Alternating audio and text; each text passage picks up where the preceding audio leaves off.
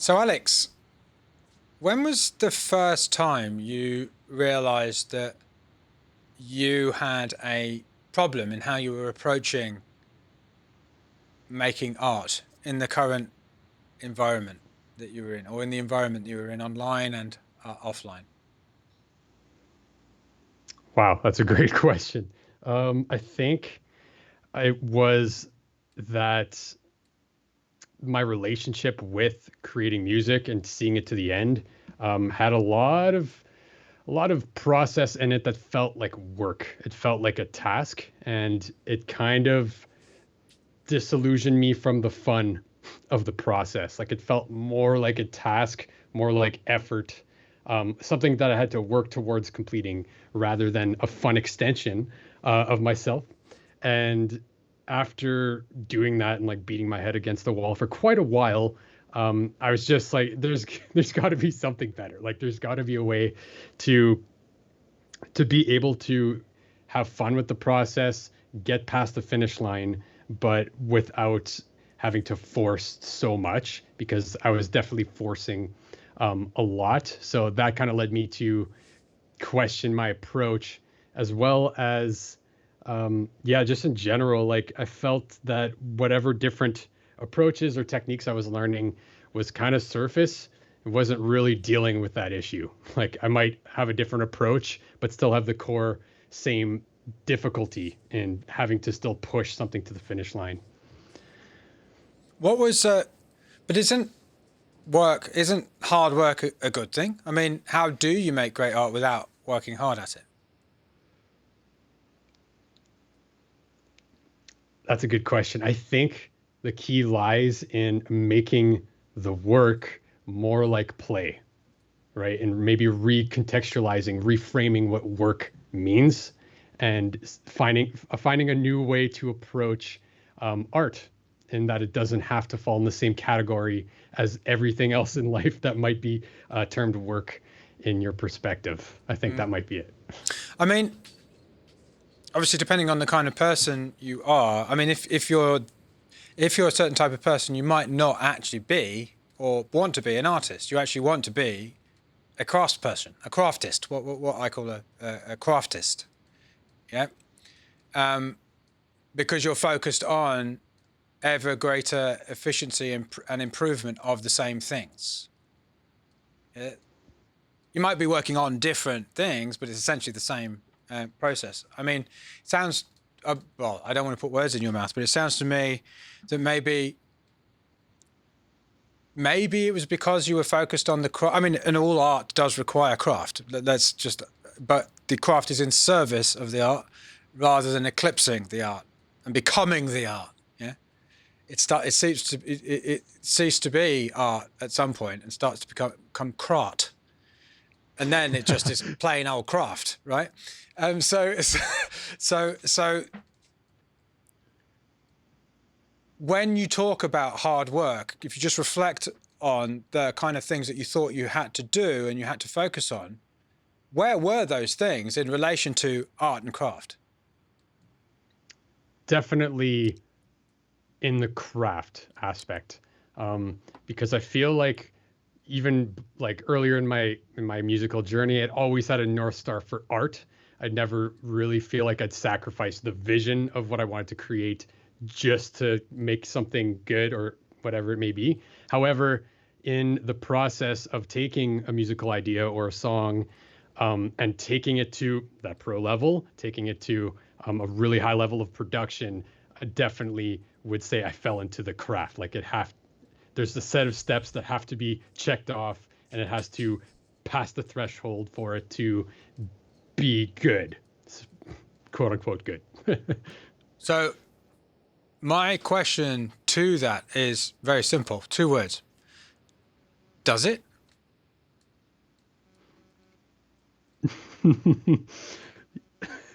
Yeah, I think that's the question, isn't it?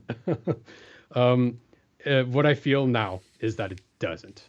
Um, Obviously, like you said, craft is part of it, and as you go through the process many times, you start to learn what you feel is quality, and you start to bake that into your process of getting your art to sound at a certain level for yourself. But for it to be an umbrella thing, like that quality, for quality to be reached, it has to hit this, and this. I would question that big Yeah, time. I mean, it's interesting, Yeah. even in the, because as I'm listening to you speak, I'm kind of thinking through the buts that come into everyone's mind when they're watching somebody talk about something. It's like, yeah, but in order to compete with, in order to sound as loud as, in order to be played alongside. So all of those things are about being next to something else and being at least at that same level. As if that it necessarily means it's a higher level. I would 100%. I would Right. question that assumption. But as well. Is the same level a higher level? Maybe the level that you are getting to is a descending to that level.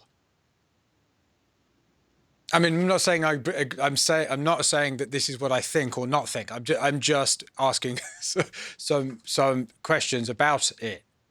Because if it becomes about making it as loud as, if it becomes about making it fit in with, if it becomes the majority of what you do is concerned with that, you are making craft.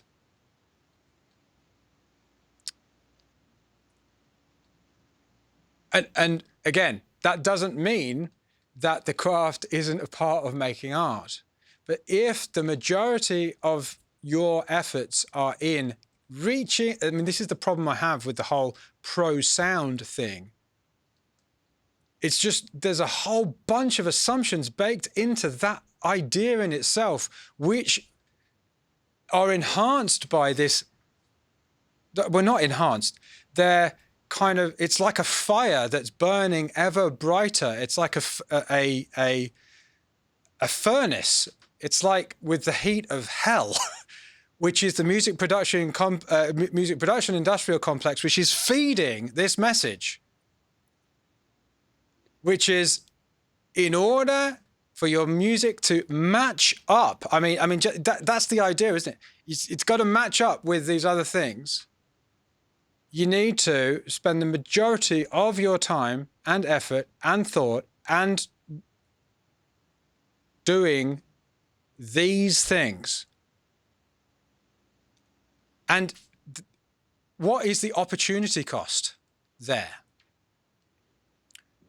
So back then, when you were thinking, and if you are an artist at heart, if what you want to do is create something unique and new in the world, yeah, and whether you're doing that right now or not doesn't actually matter. I mean, I don't think what I'm doing is creating something truly unique and new in the world, but I'm trying to. That's what I'm attempting to do.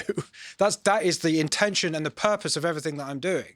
Whether I am or not is immaterial. That's the path I'm on.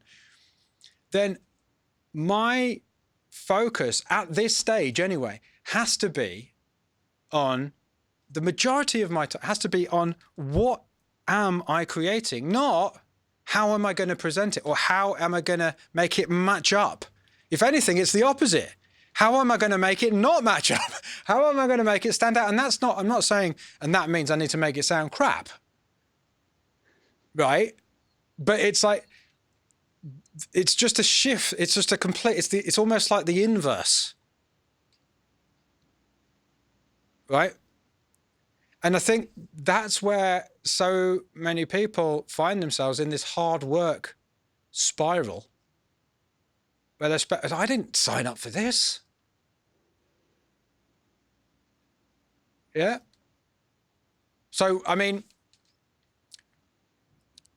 you must have had some moments in your career where you kind of realized this, in your, making music, where you realized this, and you had periods of time where you were kind of, okay, I'm now on a good path. I'm really starting to sort of break through. I feel like I'm kind of making progress.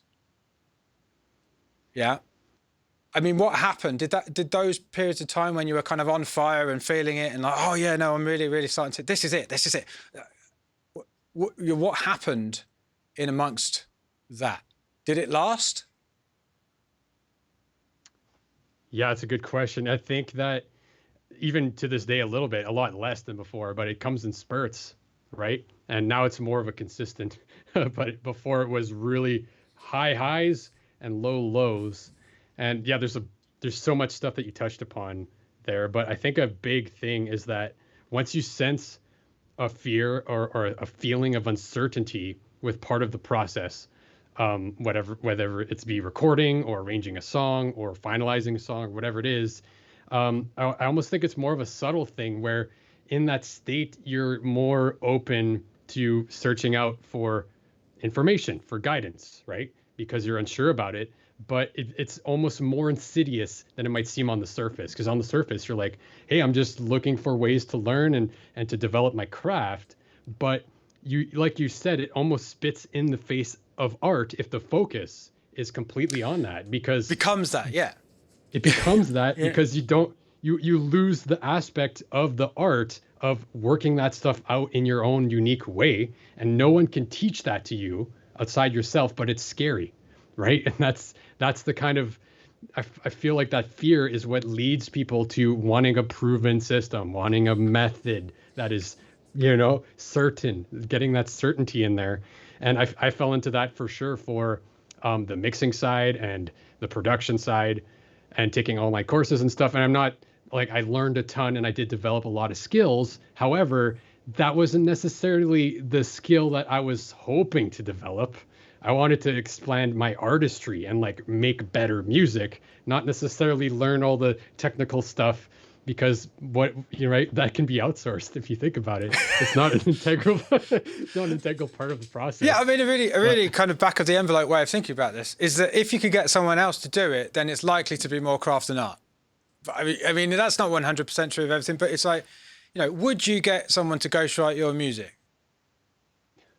No. So therefore, that's likely to be. I mean, having said that, you can write music, craft music. In fact, a lot of people do that. So, for instance, if you're writing music for ads and that kind of thing, then that is more of a craft thing. I mean, I'm not saying 100% of them are, but it's like, but the areas of the process which are more about the art that you're making, and again, I'm not saying this is a nuanced idea. It's not that there is no art in mixing, there's no art in mastering, in fact, it can be a part of your art. But any kind of training that says, do this and you will get that, is necessarily, I mean, the problem is with it is when it works.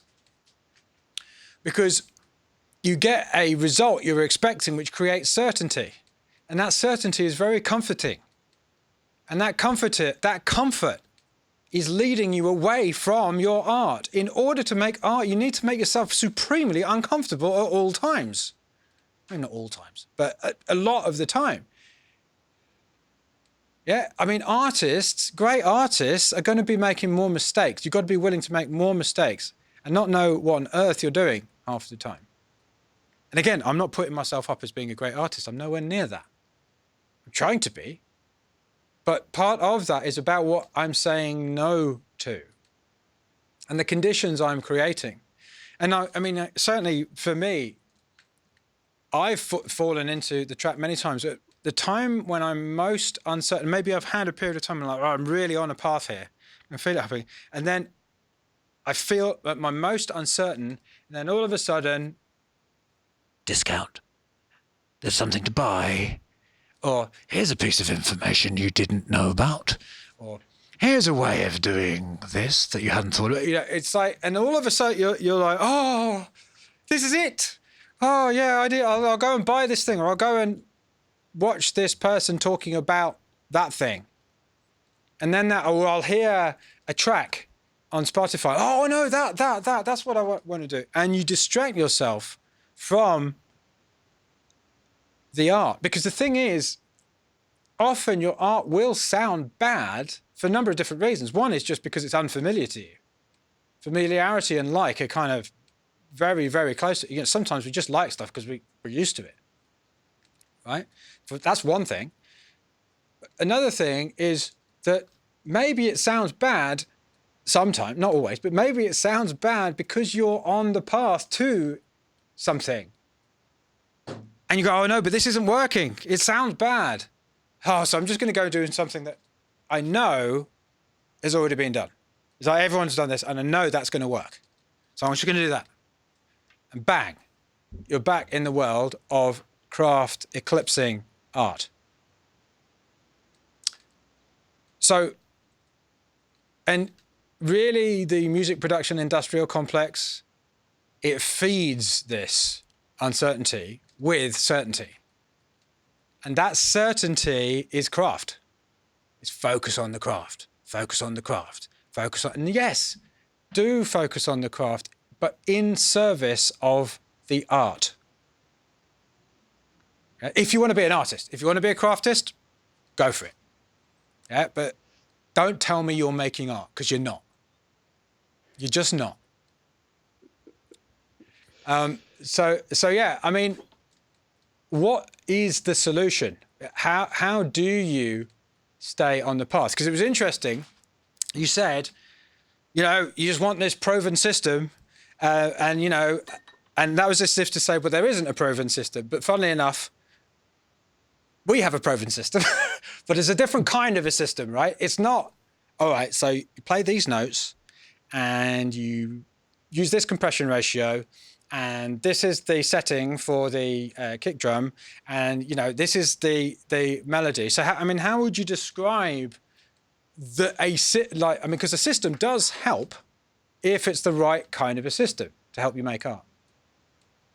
Because you do need certainty from somewhere, but in this, I mean, we don't need it. It's either you need an enormous amount of self-belief that is never unchanging and just kind of you need to be almost like superhuman levels or massive levels of luck, or you need some kind of a system, but the right kind of a system. There's this very specific, that there are certain systems, I mean, I wouldn't even call them systems really, they're more like exact paths. Yeah, I mean, you know, that's what people call system, but the system we're talking about, the automatic music machine, isn't an exact path. So how would you describe it? Yeah, you make a lot of good points, and I agree. There's a difference between a formula, which is like an exact equation to get an exact result, versus a system, because I feel that systems are super useful and they go hand in hand with creativity, but it's what variables are in the system, right? And the variable has to be your artistic perception, like how you see things and what you like, what your ear is drawn to, what things excite you, and that has to be the variable in the system. Because if that's a constant, the art is this genre. Don't even worry about the genre, right? You know what I mean? So it's a subtle difference, but it makes everything different. Because if you have an approach that doesn't ask you the right questions, put you in the right circumstances for you to exercise your creativity and actually look at how your mind puts things together and associates things, if that's not part of the process, then that's missing the biggest part, is like you having an active role in moving things forward without it being an equation, without it being like a preset amount of steps. You're the one coming up with the steps with the right prompts, and the system helps you move forward to get it past the finish line, but it's not a prescription. And that's right. That's the danger. Yeah, so I think people get confused when talking about a system between a system which has content and a blank system, right? So when people talk about there being a system, this is the system to finish your music, that what they will mean by that, or what they will think it means is, okay, so first you need to play a bass line, and I mean, it depends on how much content there is in the system, but you start with the bass line and it has these notes, and use this. I mean, as I'm continuing saying this, you could jump off at any point and it still be content system, but it's more and more content. So you start with the bass line, and then the bass line needs to be this kind of a bass line. It needs to have this kind of a sound to it, and this is how you produce it. It needs to be those notes. So I'm adding more and more exact steps into it, right? Even start with the baseline, right, is a content-filled system. It's like if we talk about a coffee cup, yeah, the coffee cup without coffee in it is just a cup. I mean, in fact, it looks more like a glass, this one, right? But what you put in it is like baseline and the kind of baseline and the sound, yeah? But it's a system for delivering liquid into my mouth or in my face or my wife's face, and then I get in trouble. But yeah, so it's a system for delivering liquid to something else, right? But it's blank. I can put any liquid into it. So if you have a system which is blank like that, but which has at specific points in the it understands the process itself, the creative process. So at the start of the process, you completely and utterly let go of any judgment. You just, you can set up certain conditions so that certain things happen, but you let go of any judgment. In the second stage of the process, you work on those things again, and it's still letting go of judgment. You play all sorts of games and experiments in order to find out what this thing could be. Then in the third stage of the process, you found out what it could be, and it's about making it into that, but you're still relaxed in terms of judgment. And then in the fourth stage of the process, you're actually getting it ready for release, getting it ready for radio. Yeah, and this is where you really do start to employ more of the craft. Yeah. So if there are specific structures like that and ways that you do things, certain rules and limitations in terms of how often you listen to something, when you do it, what prompts that, what questions you're asking yourself at different points. None of that. It's an empty coffee cup. But I could put lemonade, I could put coffee, I could put tea, I could put urine into it if I wanted. I haven't, by the way. Even when I got really desperate and I'm in a live stream, I've never done that. Honestly, no, I haven't. But I could put anything into it. Yeah, I haven't told you what liquid is going into it, but I've given you the method to put whatever you want into it. And this gives me certainty that I can drink whatever I want to drink, and never urine, but I can drink whatever I want to drink except for urine. So that is giving you certainty without focusing you on, right, this is what you need to do, like the exact thing that you need to do right now, which then has created the conditions for you to focus on your art. I mean, I just I got on my soapbox and gave a long explanation of it. I mean, does that kind of map onto your experience with the automatic music machine? Definitely. It's not what you would expect. And that's the beauty, because in this whole production industry, there's a certain kind of expectation with what comes with a tutorial or training around music. And it's pretty much the opposite of that. It's the antithesis of a prescribed equation to get a specific result. And don't get me wrong, craft and learning how genres are put together and expressing your art through a craft as you grow is a useful thing, but that in itself won't ever develop yourself as an artist aside from those training wheels, so to speak, right? And like you said, there's a difference between craft and art. Some people might want to do the craft, and that's fine. But for me, I was really pulled towards the art, and that's probably why I was so attracted to it, because that's kind of what matters to me and what I feel is important in music is finding an authentic expression through it in the best way you can, right? And you can't the only way you're going to get there is doing the work of finding it within yourself. There's nothing outside of you that can tell you what art you're going to make or what's going to resonate with you, right? And that's almost the shift in the artist's mindset, where it's you have to discover the answers to this creative problem, and you can't fragment it and put it into a recipe, because then it's not what it is anymore, right? Then it can be sold and it can be copied, but that's just a copy. Right? Yeah, exactly. It's never coming up with a recipe. And what we're trying to do here at Make Music Your Life is create the conditions, the support, the the tools and training. They are tools and training and coaching, but to create an environment where you can do that. So it's complete freedom, but with cushions.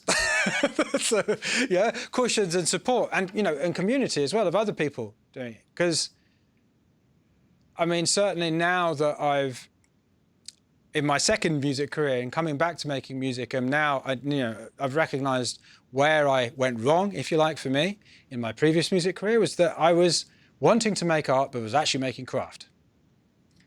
Yeah, and now I recognize that I'm face up against the gaping maw of uncertainty every single day, and it's, I don't want to say it's frightening. It's not frightening, but it's very unsettling at all times. You don't quite, it's like sometimes you have these moments of I know what I'm doing, but I know for a fact that where I need to go isn't to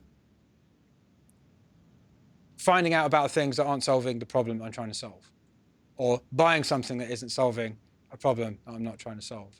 It's about continuing the guided experiments, if you like, gaining information from those experiments, creating new knowledge within those experiments, and then applying it back into more experiments, and knowing where I'm going and just keeping your eye on the process rather than all of this shiny stuff out there. So, Alex, thank you so much for this conversation. Yeah, I look forward to many more experiments. As do I. Thanks for having me on, Mike. No worries.